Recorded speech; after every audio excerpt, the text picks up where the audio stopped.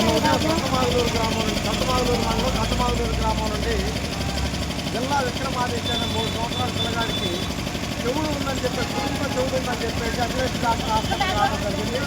కానీ ఇక్కడ ఈ వైద్యులు ఈ హాస్పిటల్లో ఈఎన్టీ సౌకర్యం లేకపోయినా సరే వాళ్ళని ఆరోగ్యశ్రీ ద్వారా మీ పిల్లగాడికి మేము చెవుడు న్యాయం చేస్తామని చెప్పేసి ఆరోగ్యశ్రీ పెట్టి ఆరోగ్యశ్రీ వచ్చిన తర్వాత కూడా ₹1,50,000 డబ్బులు డిమాండ్ చేశారు.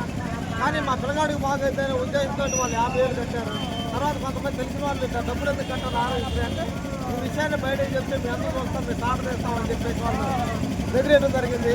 అయినా సరే పిల్లగాడి ఆరోగ్య రీత్యా వాళ్ళు సైలెంట్గా ఉన్నారు.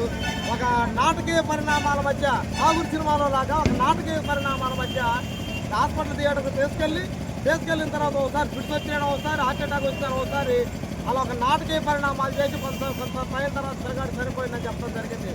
వీళ్ళు తీరా ఆరాధిస్తే ఏందా పరిస్థితి అని చెప్తే అసలు ఈ హాస్పిటల్లో ఈఎన్టీ సౌకర్యమే లేదు, ఈఎన్టీకి సంబంధించిన హాస్పిటలే కాదు. అయినా సరే ఇక్కడున్న వైద్య విద్యార్థులతోటి వీళ్ళు వైద్యాలు చేపించి అమాయకులైన పేదల ప్రాణాలను జలగల్లాగా రక్తాన్ని వాళ్ళు పిండుతూ ఇలా ఈ హాస్పిటల్ ఈ ఒక్కటే మరణం కాదు, నెలకు 2-3 మరణాలు జరుగుతూ ఉన్నాయి. ఇలాంటి హాస్పిటల్ ఎమ్మెల్యే సీజ్ చేయాలని చెప్పేసి బహుజన సమాజ్ పార్టీకి మేము డిమాండ్ చేస్తూ ఉన్నాం. నిర్లక్ష్యంగా వైద్యం చేసిన ఆ హాస్పిటల్ డాక్టర్లను అలాగే యాజమాన్యాన్ని అరెస్ట్ చేయాలి, ఆ కుటుంబానికి న్యాయం చేయాలి.